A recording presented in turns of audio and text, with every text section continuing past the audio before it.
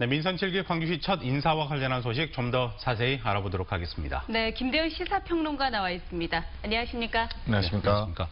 민선 7기 광주시 인사가 오늘부터 있을 것으로 알려졌는데 네. 규모 면에서 보면 역대급일 것이다라는 전망이 나오고 있습니다. 어떻습니까? 네, 그 정부의 일자리 창출 정책과 그 민선 7기 조직 집행 영향으로 역대 최대급으로 좀 알려지고 있는데요. 네. 기존 정원보다 약 146명이 늘어날 것으로 보입니다. 더구나 이제 내년에 강주에서 열리는 세계 수영 선수권대회 그 파견 인원으로 인해서 승진자가 대폭 늘어나면서 네. 공무원들 사이에서 공무원들에게는 사기 진작 요인으로 작용할 것으로 보입니다. 그렇군요. 네. 그리고 또 문화경제부시장이 누가 될지 그것도 궁금하고요. 이용섭 시장이 민선 7기를 어떻게 이끌어 나갈지 아마 이번 인사에서 드러나지 않을까 싶은데요. 그렇죠. 이용섭 시장의 첫 인사이기 때문에 네. 그분의 이제 가치와 철학이 드러나는 이제 인사 될 것 같고, 문화경제부시장 같은 경우는 이제 문화 전문가인 그 민주당의 동남을 지역위원장이었던 이병훈 위원장이 유력시 되고 있습니다. 네. 그러나 이제 그 이용섭 시장이 어제 갑자기 못진상을 당하면서 당초 11시로 예정됐던 문화경제부시장의 임명이 좀 취소되었고요. 네. 다만 이제 오늘 그 승진 인사 같은 경우는 인사위원회 심의 의결을 하기 때문에 못진상과 별개로 이루어질 것 같고, 전보 인사 같은 경우는 이제 수요일로 예정이 됐는데 그날이 이제 모친상이 끝나는 날이라 어떻게 될지 좀 지켜봐야 할 것 같습니다. 네. 그렇다면 이전에 광주시장들의 인사를 또 평가해보는 것도 의미가 있을 것 같습니다. 네. 이전에는 측근 인사다 이런 비판도 있었거든요. 어떻습니까?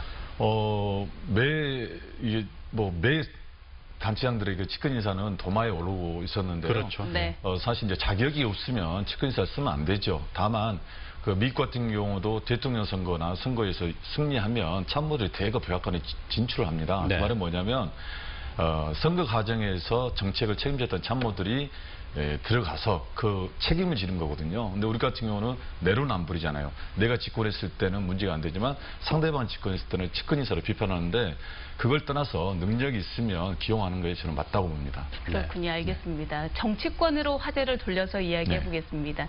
지금 정치권에서는 민주당 당대표 선거가 화제입니다. 뭐 나오느냐 마느냐 이야기가 많았었는데 이해찬 전 총리 등록을 했습니다.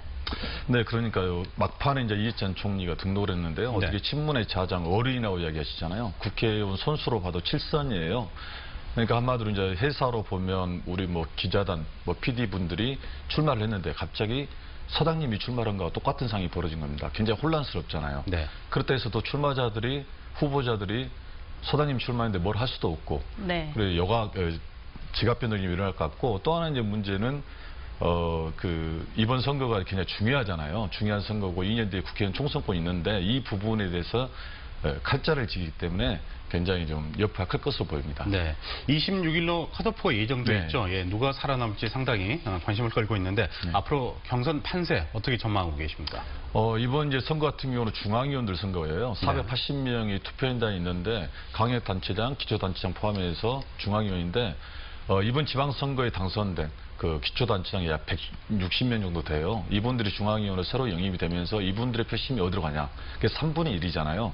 이분들이 기존처럼 개파나 출석에 의해서 투표를 할 건지 아니면 자기 소신껏 투표할 것이다 해서 그 3인의 컷오프가 어떻게 보면 뭐 변수가 생길 수도 있는 그런 상황입니다. 네.